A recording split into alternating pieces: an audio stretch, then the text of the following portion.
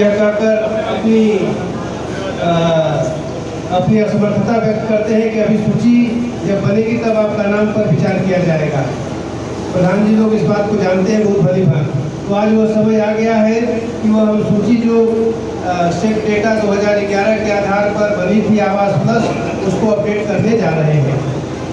उसके लिए सर मैं बता दूं कि इस विकास खंड में 90 ग्राम पंचायतें हैं और 20 सर्वेक्षक नियुक्त कर दिए गए हैं, जिसमें जो ग्राम पंचायतों में गोष्ठी होगी, यही गोष्ठी हर ग्राम पंचायत में होनी है। तो 2 तारीख से वो पहली गोष्ठी शुरू होगी और 10 तारीख को आखिरी गोष्ठी शुरू होगी। 2 तारीख से 10 तारीख तक यह ओपन होगा फोरम गांव में कि जो भी प्रधानमंत्री आवास योजना के अंतर्गत अपना नाम दर्ज कराना चाहता है या आपकी जानकारी में है या आप दर्ज कराना चाहते हैं, उस रजिस्टर में आप दर्ज करेंगे। अभी हमको उसकी पात्रता अपात्रता पर कोई विचार नहीं करना है। जो 2 तारीख से 10 तारीख तक गोष्ठी होगी, उसमें जो भी नाम आएगा उसको दर्ज करेंगे और जब सर्वे होगा उस पर आप अपनी टिप्पणी लिखेंगे तो पात्र है या अपात्र है।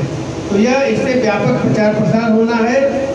अगर कोई दूसरे का भी नाम दर्ज कराना चाहता है अपने गांव का, उसका आप नाम दर्ज कर लीजिए और जब ऐप के माध्यम से या ऑफलाइन आपको जब आदेश मिलेगा सर्वे प्रारंभ करने का तो आप करेंगे।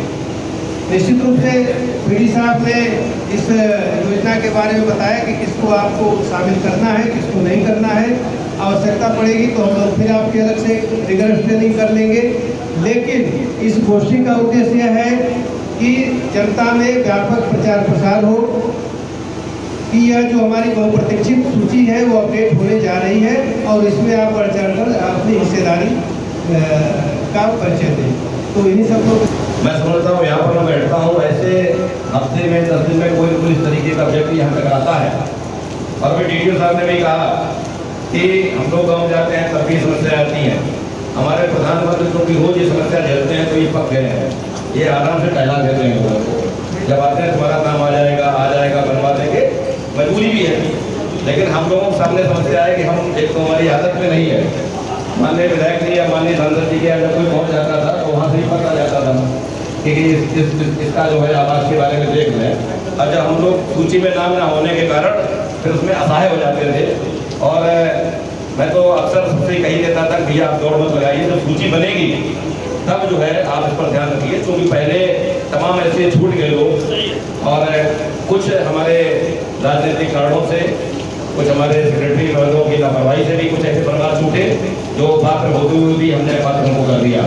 मैं इस संबंध में जरूर कहना चाहूँगा अपने प्रधानमंत्रियों से भी और जो सचिव लोग हैं उनसे भी कहना चाहूँगा कि यहाँ पर थोड़ा सा भी गरीब न किसी दल का है और न कि गरीब की एक जात अलग है बिल्कुल, और उसका दर्द एक जैसा है।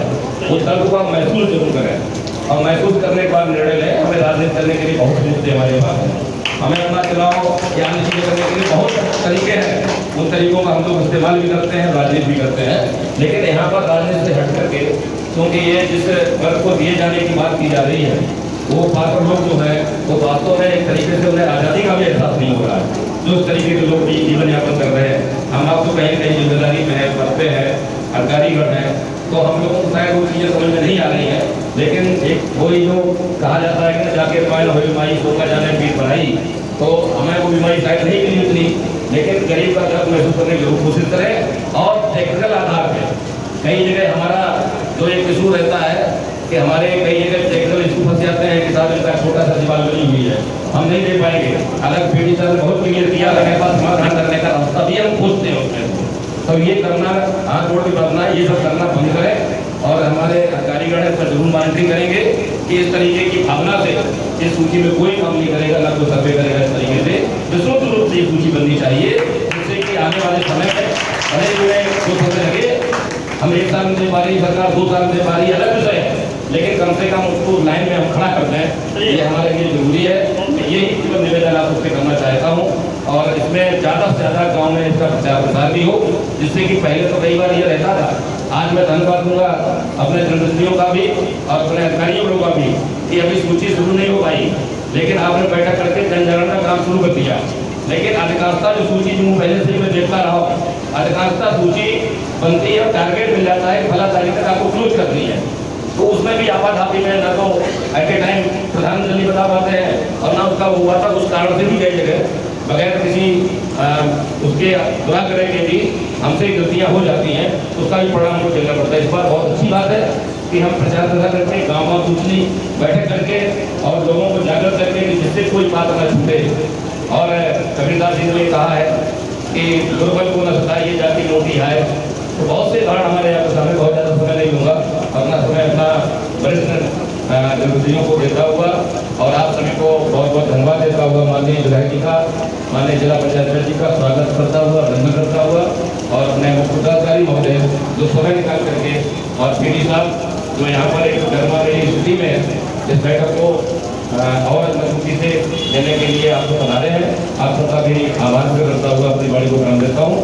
जय हिंद, जय भारत। जनता मांगती है उसके क्या मानक होते हैं, हमारे ग्रामीण जनता जानना चाहती है इसका।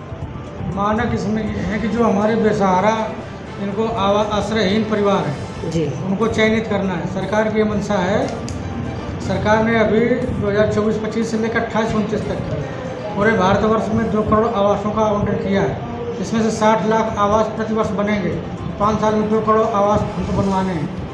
हमारे स्टेट को कितना आवास मिलता है, इसके बाद हमारे डिस्ट्रिक्ट को मिलता है, हमारे ग्राम पंचायत को। सीधे भारत सरकार से टारगेट का आवंटन होता है। जो बेसहारा परिवार हैं, जो आश्रयहीन है, जिन्हें घर कच्चे बने हुए हैं, जो भीख मांगने वाले हैं, जो मैला ढोने वाले हैं या बंधुआ मजदूर टाइप के हैं, ऑन पेपर में नहीं है लेकिन फिर भी अगर कहीं किसी जिम्मेदार के यहाँ, किसी लैंडलॉर्ड के यहाँ, किसी लंबरदार के अगर वो काम कर रहा है तो उसे भी आवाज़ देना है। जैसा कि सर हमारे जनपद कन्नौज में नहीं बल्कि प्रदेश की बात है कि जैसे बीडीसी हो गए, प्रधान लोग हो गए, ये भी एक गरीब के अगर पात्र हैं, क्या सर उनको मिलेगा आवास? देखिए, जो क्राइटेरिया में प्रधानमंत्री आवास योजना ग्रामीण के तहत आते हैं जी, चाहे वो जनप्रतिनिधि हों चाहे आम जनता हो, अगर वो कच्चा घर है, घास फूस का घर है, आश्रयहीन है और उसमें नियम के तहत आते हैं तो उसे आवास मिलेगा।